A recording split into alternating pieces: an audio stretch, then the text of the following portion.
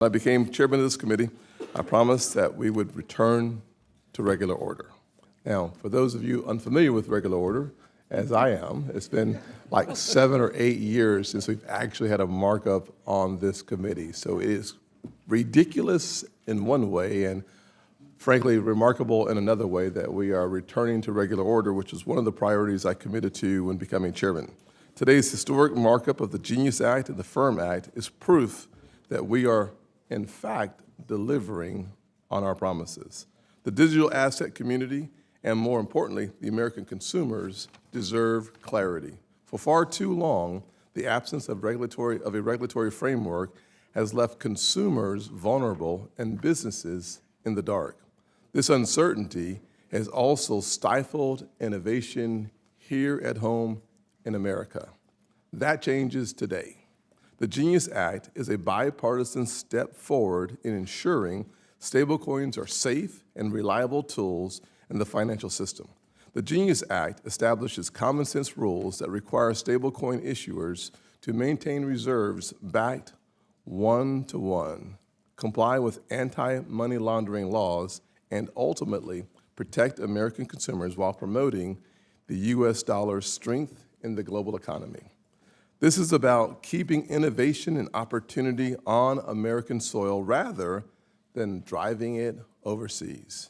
We are also taking an action today to end the weaponization of financial regulators. The Firm Act will eliminate the ability of regulators to use reputational risk as a justification to debank legal operating businesses and individuals.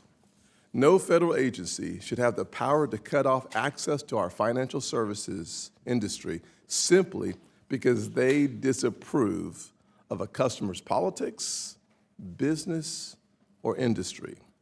That is simply un-American. This bill ensures that banks make decisions based on financial risk, not political preference. While the Firm Act is the first step, there are other bills, really good bills, that address debanking, including Senator Kramer's Fair Access to Banking Act. As a committee, we will commit to working on this issue and figuring out the best way to solve it long term. With today's markup, we are advancing serious bipartisan solutions.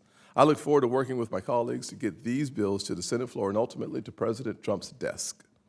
Finally, I want to take a second to thank both Senators Hagerty and Lummis for working together on such an important work as the Genius Act. And I'd like to thank your staffs as well. This has been a very, very important process, and the success that we've had comes from a bipartisan coalition that includes Senator also Brooks as a co-sponsor of the legislation, working together, not as Republicans or Democrats, but working together as Americans, protecting innovation in the greatest nation on the planet.